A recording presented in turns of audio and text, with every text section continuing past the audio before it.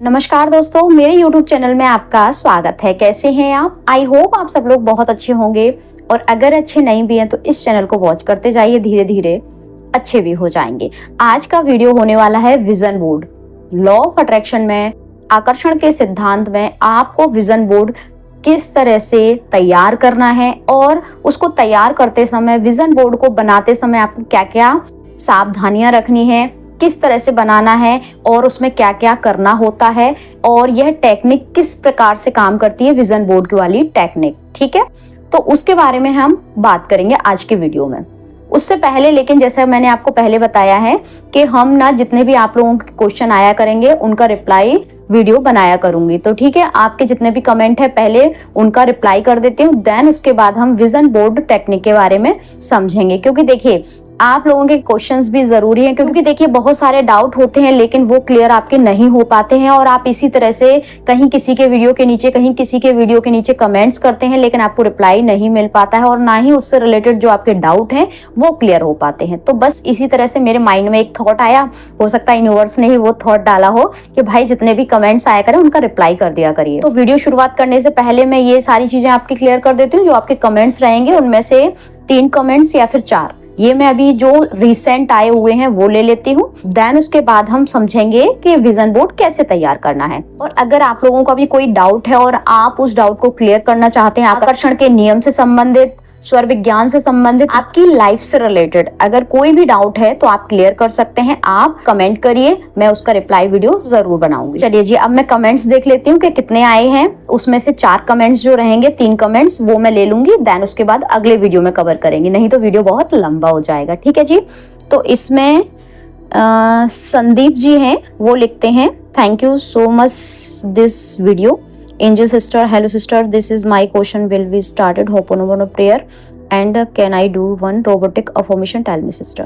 चलिए, thank you Sandeep ji. सबसे पहले तो अब आपका जो क्वेश्चन है वो है कि आप ना होपोनोपोनो प्रेयर स्टार्ट करना चाहते हैं, उसके साथ क्या आप रोबोटिक अफर्मेशन कर सकते हैं क्या, ये आपका क्वेश्चन है। तो देखिए आपको क्या करना है, जैसे आप अगर होपोनोपोनो प्रेयर कर रहे हैं तो आप वो करते रहिए, उसमें कोई प्रॉब्लम नहीं। होपोनोपोनो प्रेयर इतनी शानदार प्रेयर है और बहुत जल्दी रिजल्ट आपको देगी वो प्रेयर है।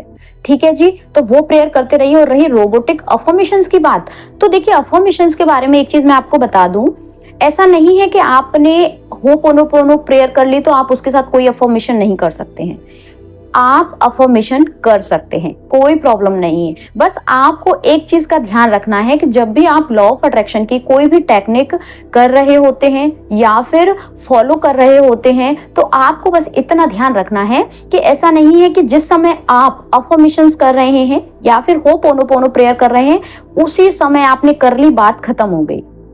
उस चीज का आपको ध्यान रखना है कि भाई उस तरह का आपका जो माइंड सेट है, उस तरह के जो आपके पॉजिटिव थॉट हैं, जिस समय आप प्रेयर कर रहे हैं या फिर टेक्निक कर रहे हैं, वो चीज आपके सबकॉन्शियस माइंड में दिन भर चलती रहनी चाहिए। जो भी चीज आप यूनिवर्स से मांगना चाह रहे हैं, कहीं ना कहीं जब भी आपका दिमाग, सबकॉन्शियस माइंड थोड़ा सा फ्री होता है तो आपके दिमाग में वही चीज आनी चाहिए कि मुझे भाई ये चीज चाहिए या फिर मैं इस चीज के लिए अफर्मेशंस कर रही हूँ। कहीं ना कहीं थैंक यू बोलते हुए आप अफर्मेशंस कर सकते हैं। और देखिए टेक्निक आपकी मर्जी है, कितनी भी टेक्निक कर सकते हैं, लेकिन कोशिश ये करें कि एक टेक्निक से शुरुआत करके आप ना फिर बाद में एक स्टेप आगे जाते जाएं। एक साथ सारा कुछ कर देंगे ना तो थोड़ा सा मिक्स हो जाएगा, बस और कुछ नहीं है। लेकिन हाँ, अगर आप एकदम पॉजिटिव माइंडसेट वाले व्यक्ति बन चुके हैं, क्योंकि देखिए लॉ ऑफ अट्रैक्शन जो व्यक्ति फॉलो करता है कहीं ना कहीं उसकी मानसिकता बहुत ही ज्यादा नेचुरल और पॉजिटिव हो जाती है।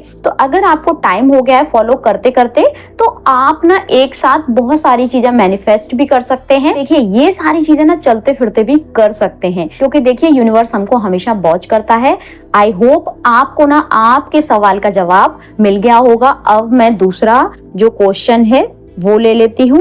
ठीक है, और फिर भी अगर कोई डाउट रह गया हो संदीप जी तो आप ना कमेंट दोबारा कर दीजिएगा, मैं फिर से रिप्लाई कर दूंगी। ठीक है जी, अब अगला क्वेश्चन है इंस्पायर्ड 732 का है। सब्र का फल मीठा होता है लेकिन सब्र कितना करना होता है। कंपटीशन कर चुकी हूँ, 1 नंबर से रह जाती हूँ, पिताजी को पैरालिसिस और 3rd स्टेट ऐसा करके दुखी हूँ, समस्याएं हैं। ठीक है जी, मैं समझ गई आपका जो सवाल है उसके हिसाब से कि आपके साथ ना जीवन में बहुत सारी समस्याएं चल रही हैं। लेकिन मैं एक चीज बताऊंगी आपको कि ना आप जो कह रहे हैं ना सब्र का फल मीठा होता है, लेकिन कितना सब्र करना होता है, इसमें मैं आपको बताऊंगी कि देखिए कहीं ना कहीं जो समस्याएं आ रही हैं हमारे जीवन में हमारे साथ, वो आ रही हैं हमारे कर्म की वजह से। ठीक है जी, वो हो सकते हैं हमारे पूर्व जन्म के कर्म भी हो सकते हैं और वो हो सकते हैं हमारे वर्तमान के भी। ऐसा नहीं है कि आप पूर्व जन्म से ही बहुत सारे कर्माज की जो थैली है ना अपने साथ संजो कर लेके आए हों। हो सकता है उसमें बहुत सारी अच्छी चीजें भी होंगी, ठीक है, और बहुत सारी नेगेटिव चीजें भी होंगी। तो अब आपको क्या करना है कि देखिए उन चीजों को तो हम खत्म नहीं कर सकते, जो हमारे पिछले कर्म है, पूर्व जन्म के कर्म हैं, तो उनको तो अभी हाल फिलहाल जो आपके साथ जो चीजें हो रही ना उससे मैं ये बहुत अच्छे से रिलेट कर सकती हूँ कि कहीं ना कहीं ये पुराने जन्म के कर्माज हैं और आपको ये चीज एक्सेप्ट करनी पड़ेगी। प्रॉब्लम आ रही है वो कहीं ना कहीं मुझसे ही रिलेट करती हैं, ठीक है, उसको भी एक्सेप्ट करिए। एक्सेप्ट करने के बाद जो चीज आपके हाथ में है बस वो कर लीजिए आप। देखिए परिस्थिति आपके हाथ में नहीं है, लेकिन आपकी मन स्थिति आपके हाथ में है। आपको किस तरह के एक्शन अभी लेने हैं ये आपके हाथ में है। जो प्रॉब्लम्स आनी है वो आपके हाथ में नहीं है। इस चीज को अगर आप जितनी जल्दी समझ लेंगी ना उतनी जल्दी आपकी ये सारी प्रॉब्लम सॉर्ट आउट हो जाएंगी। और कहीं ना कहीं ईश्वर का धन्यवाद करते रहिए।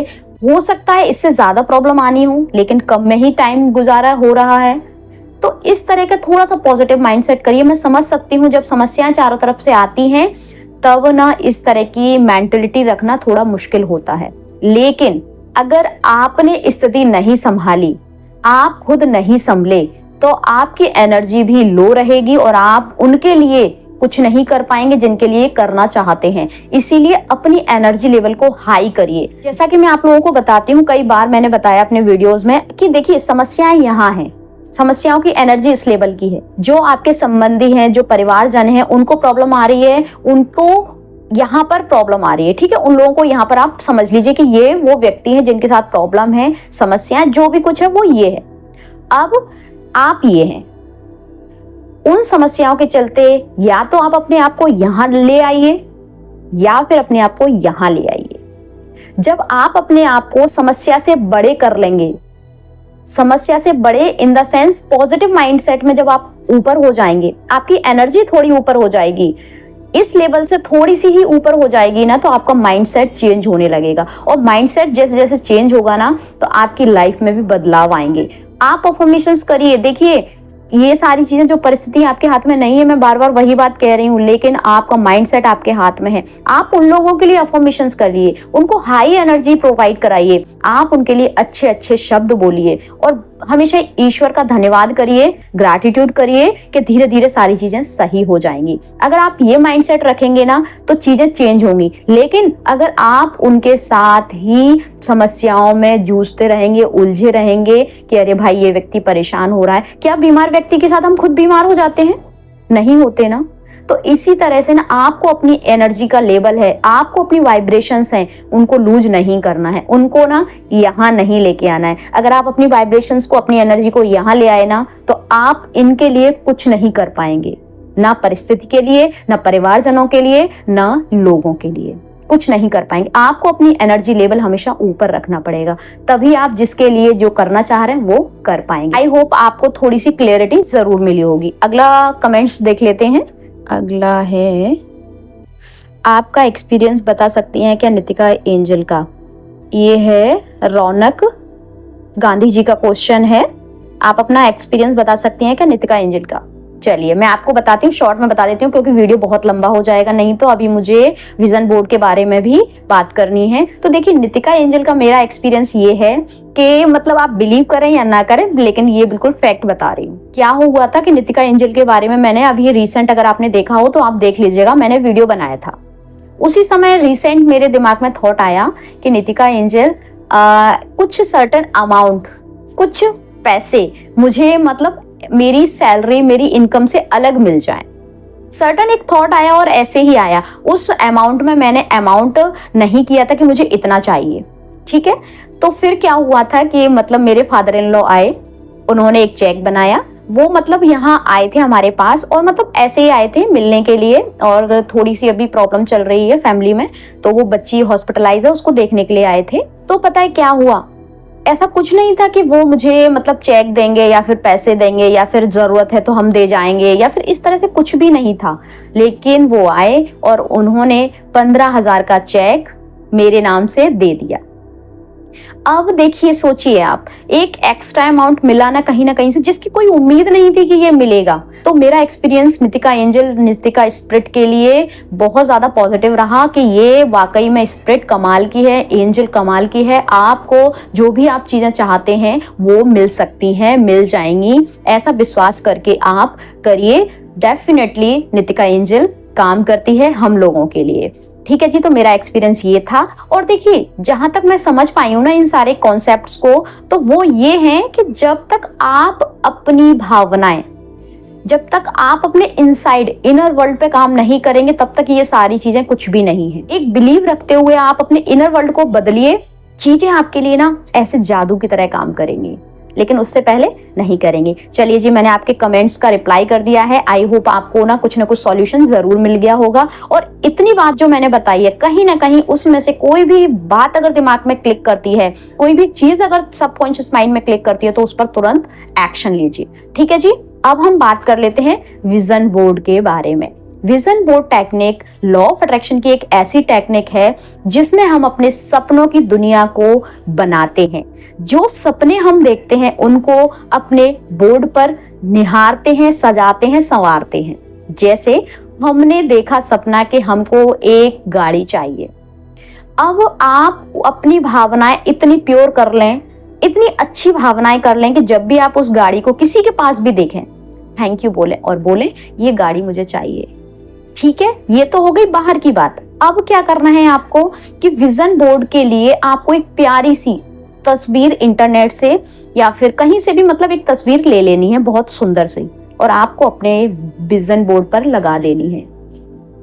आपको चाहिए एक प्यारा सा घर, तो आपको उस घर की तस्वीर निकाल लेनी है, लगा लेनी है। आजकल तो एआई का जमाना है, जैसा आप सोचते हैं वैसी इमेज, वैसी पिक्चर आपको मिल जाएगी। तो आपको पिक्चर लगा लेनी है अपने विजन बोर्ड पर।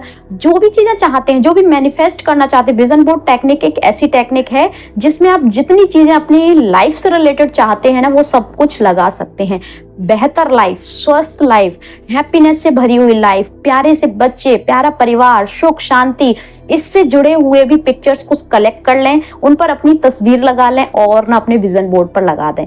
लेकिन ये विजन बोर्ड बनाते समय, पिक्चर्स लगाते समय आपकी थॉट प्रोसेस क्या रही होगी, ये बहुत ज्यादा मायने रखती है। आपको जब भी आप विजन बोर्ड बनाते हैं, अपनी थॉट प्रोसेस ये रखनी है कि भाई ये चीजें मैं लगा रही हूँ ना, ये चीजें मेरी लाइफ में बहुत जल्दी मुझे मिलने वाली है, और थैंक यू यूनिवर्स। जब आप उसको लगा हुआ देखेंगे ना, वैसे विजन बोर्ड में यही होता है कि आप जब सामने उसको रखेंगे, सामने लगा लेंगे, तो वो चीजें आपको बार बार दिखेंगी और बार बार आप उससे कहीं ना कहीं कनेक्शन बना पाएंगे, और वही कनेक्शन वाली ऊर्जा, वही कनेक्ट करने वाली फीलिंग आप यूनिवर्स को रिलीज करेंगे। तो कहीं ना कहीं आपके लिए विजन बोर्ड बहुत ज्यादा इफेक्टिव टेक्निक है, और आप विजन बोर्ड जरूर बनाइएगा। मैं अपना बताऊं तो देखिए क्या होता है कि विजन बोर्ड जैसे हमने बना लिया और टांग दिया, कोई भी आएगा रिलेटिव, कहीं ना कहीं वो नेगेटिविटी पास करेगा। ये इतने बड़े बड़े सपने, अरे भाई इतने बड़े बड़े सपने देख रखे हैं, अभी तो कुछ भी नहीं है। तो मैं पता है क्या करती हूँ, मैं अपनी चीज बता देती हूँ आपको। मैंने ना एक डायरी बनाई हुई है। डायरी में जितने भी मेरे टारगेट्स हैं, जितने भी मेरे गोल्स हैं और जितने भी मेरे ड्रीम्स हैं, वो सबकी पिक्चर्स और सबके लिए अफर्मेशंस और सबके लिए प्यारा सा ग्रैटिट्यूड, ये मैंने लिख के रखा हुआ है। टाइम आने पे वो डायरी में आप लोगों के साथ शेयर करूंगी, और वैसे मैं पुराने वीडियोस में कई बार शेयर भी कर चुकी हूँ। ठीक है जी, तो आप ये आइडिया भी अपना सकते हैं कि एक डायरी बना लें, एक डायरी में ही आप अपना विजन बोर्ड तैयार कर लें। जितने भी आपके ड्रीम्स हैं, जो भी लाइफ में आप पाना चाहते हैं, उन सब की पिक्चर्स आप लगाइए। और ना लगाते समय एक ही भाव, एक ही भावना आपके अंदर होनी चाहिए कि ये चीज मुझे मिल ही जानी है, मुझे भरोसा है और मैं ये चीजें डिजर्व करती हूँ, यूनिवर्स मुझे जरूर ही देंगे। आई होप आपको अपने सवालों के जवाबों के साथ साथ विजन बोर्ड टेक्निक भी समझ में आ गई होगी। अगर आप लोगों के भी कोई सवाल सवाल हैं लाइफ से रिलेटेड, लॉ ऑफ अट्रैक्शन से रिलेटेड, आध्यात्म से रिलेटेड, या फिर अच्छी लाइफ अपने लिए कैसे क्रिएट कर लें, अगर इस तरह का कोई भी सवाल आपके दिमाग में आता है तो आप कमेंट करिए, मैं उसका रिप्लाई जरूर करूंगी। तब तक ध्यान रखिए अपने विचारों का, अपनी भावनाओं का और अपने कर्मों का। हंसते रहिए, मुस्कुराते रहिए और दूसरों को मुस्कुराने की वजह देते रहिए। Thank you, thanks for watching.